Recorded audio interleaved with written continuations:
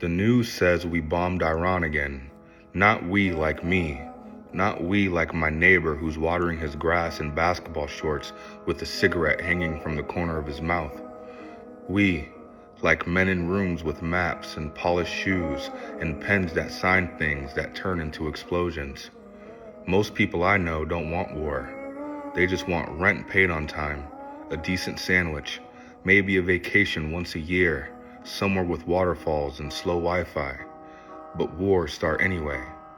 And it hit me today, sitting there scrolling past footage of smoke rising from somewhere I've never been. We are the ancestors now. The people in the history books aren't ghosts. They were just people, buying bread, washing dishes, arguing about stupid things while something terrible was quietly being decided in another building. Somebody during the slave trade was probably fixing a fence thinking about dinner.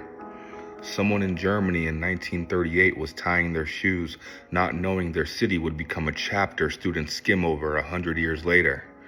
Some native kid on the same continent was probably throwing rocks in a river before soldiers arrived with papers and rifles and a new idea of ownership. History doesn't feel like history when you're inside it. It feels like a Tuesday. And I keep wondering why we do this again and again and again. Every empire, every war, everybody piled on top of the last one. It all goes back to the same three things: greed, power, fear. Meanwhile, science keeps whispering something funny. Humans share 99.9% of the same DNA. The difference between you and the person on the other side of the planet is barely a rounding error.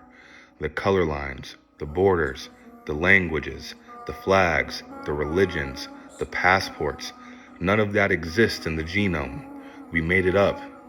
The wild part is that tiny 0.1% is actually beautiful. It's music, food, it's poetry, it's different ways to laugh. But somewhere along the way, we decided that tiny difference was enough to kill each other, like brothers arguing over paint in the same house while the roof is already on fire. And sometimes I wonder how different the world would be if we all admitted something simple. There are questions humans can't answer, about God, about meaning, about why any of this exists at all. But people hate that. They want certainty. So they grab an idea, hold it like a weapon, and suddenly everyone who disagrees is the enemy. And now, everywhere you look, people are saying the world is ending. Nuclear threats, wars, countries screaming at each other across oceans. It feels heavy, like the sky might crack open any minute. But I bet a man on a slave ship felt the same dread watching the horizon swallow his home. I bet someone hiding in a cellar in Poland during the Holocaust felt the same end of the world silence. I bet during the world wars, people looked up at planes and thought, this must be it. But the strange things about humans is that we keep going. Cities burn, and someone still plants tomatoes. Bombs fall, and someone still falls in love.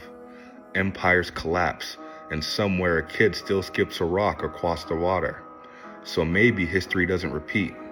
Maybe it just limps forward, dragging the same old ghost behind it.